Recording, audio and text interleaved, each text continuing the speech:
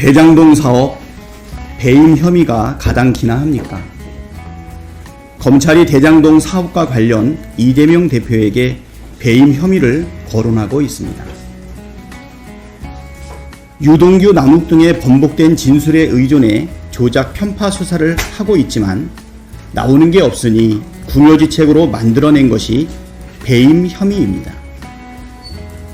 성남시가 손실을 보면서 민간 업자들에게 이익을 몰아줬다는 것입니다. 그러나 이는 검찰의 일방적인 억지 주장에 불과합니다. 시중에는 웃기고 있네 소리가 절로 나오고 있습니다. 첫째, 성남시는 일원의 손실도 없이 무려 5,503억 원에 달하는 이익을 얻었습니다. 대장동 사업 초기 성남시의 예상이익은 4,383억 원이었고 민간의 예상이익은 1,761억 원에 불과했습니다. 성남시는 민간업자들에게 추가로 1,120억 원을 추가 부담시켜 성남시의 이익은 5,503억 원으로 늘어났습니다. 지금까지 대한민국에서 지자체가 개발 사업으로 5,503억 원이라는 막대한 금액을 환수한 적이 있습니까? 둘째, 이재명 대표는 민간업자에게 이익이 아니라 손해를 끼쳤습니다. 성남시는 사업 중간에 사업 약정에도 없는 1,120억 원의 비용을 민간업자들에게 추가 부담시켰습니다. 민간업자들에게 이익을 몰아주려 했다면 공산당 같은 XX라는 소리까지 들어가며 민간업자들의 이익을 추가로 1,000억 넘게 빼앗아올 이유가 있었을까요? 셋째, 민간업자들이 막대한 수익을 거둘지는 천공스승도 예측하지 못했습니다. 대장동 사업이 시작될 때 경기도는 미분양이 넘쳐날 정도로 부동산 경기가 좋지 않았습니다.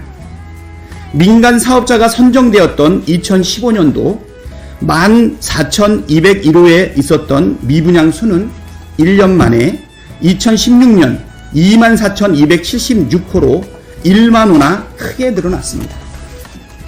미분양이 되면 그 손해는 고스란히 민간업체가 100% 떠안는 구조였습니다. 그러나 그 이후 4년이 경과하면서 예상치 못한 부동산 폭등으로 민간업자들이 추가 이익을 얻었는데 이를 이유로 민간업자에게 수익을 몰아줬다고 결과적인 내용만 보고 주장하는 것은 그야말로 억지입니다. 넷째, 검찰 주장과 달리 민간업자들의 로비는 전혀 통하지 않았습니다. 정영학 녹취록을 보면 유동규를 앞세운 민간업자들의 로비는 남욱의 표현대로 씨알도 안 먹혔다는 것이 곳곳에서 드러납니다. 100% 민간 개발은 좌초됐습니다. 유동규의 큰 소리와 달리 유동규는 성남도시개발공사의 사장이 되지 못했습니다. 민간업자들의 바람과 달리 성남시는 환지 방식이 아닌 수용 방식을 택했습니다. 유동규가 이재명 시장과 결택됐고 또 이익을 보고하고 승인을 받았다면 뇌물을 요구하면서 2층은 절대 알아서는 안 된다고 할 수 있었겠습니까? 다섯째, 대장동이 배임이라면 부산 LCT는 뭐가 됩니까? 상식적으로 한 푼의 손해도 없이 5,503억 원이라는 막대한 이익을 환수한 이재명 대표가 배임이라면 부산시의 예산을 1천억 원이나 투입하고도 공익환수 제로인 LCT 허가를 내준 전 부산시장은 말할 것도 없이 민간 개발 사업 인허가를 내준 전국의 단체장들도 죄다 배임일 수밖에 없습니다. 지자체장들이 민간 개발을 승인해주면 그래서 공익환수한 금액이 없다면 민간업자가 개발로 인해서 이익을 얻는다면 이 모든 것이 배임입니까? 지자체장들이 돈을 벌어야 될 의무가 있는 것입니까? 정권은 유한하지만 역사는 무한합니다. 지금까지 74년 검찰 역사에서 숱한 흑역사가 있었지만 윤석열 검찰의 몹쓸 행태 또한 길이길이 흑역사로 기록될 것이 자명합니다. 윤석열 검찰의 이재명 대표에 대한 막무가내 수사와 언론 플레이는 드라마 더 글로리에서 뜨거운 고데기와 다리미로 주인공 문동은을 마구 괴롭히고도 전혀 반성하지 않는 박연진 패거리의 모습을 연상케 합니다.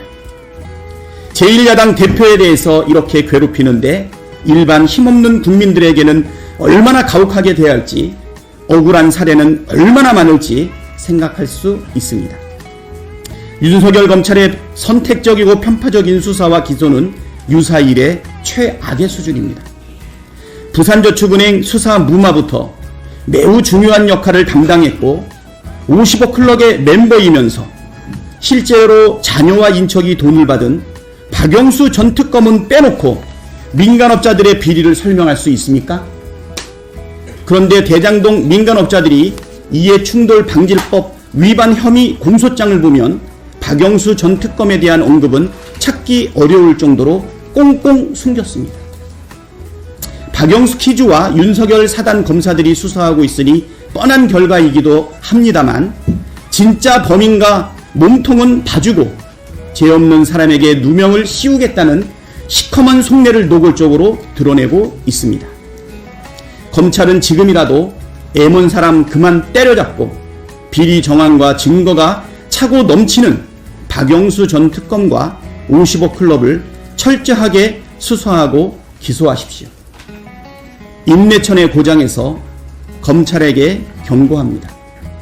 국민에게서 받은 권한을 남용하고 허위 공소장을 작성하고 증거와 진술을 조작한다면 거대한 국민의 저항에 직면하게 될 것이고 우리는 검사 탄핵으로 맞서야 하지 않겠습니까?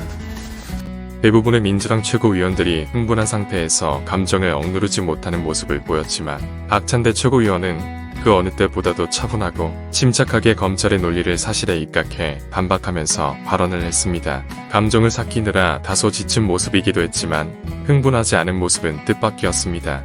대선 후보 시절부터 국회의원 보궐선거, 당대표 전당대회까지 박찬대 최고위원은 이재명 대표의 곁을 지켰습니다. 차 안에서 이재명 대표와 전곡을 순회할 때는 구수한 노랫가락으로 생방송을 지켜보는 이들에게 흐뭇한 미소를 선물했고 최고위원이 되어 매일 하는 발언이 처음엔 어색했지만 이제 감정을 컨트롤하면서 할 말 다 하는 정치인으로 성숙해진 모습을 보여주고 있습니다. 궁금TV가 한번 찾아가서 인터뷰하고 싶은 구수한 순대국을 함께 먹고 싶기도 하고 순수함도 느껴지는 박찬대 의원입니다. 예고편이 끝나고 지금부터가 진짜 전쟁입니다. 민주당, 이재명의 문제가 아니라 대한민국 민주주의가 지켜지느냐의 전쟁입니다. 앞으로도 이재명 대표와 민주시민의 힘이 되어주시길 부탁드립니다.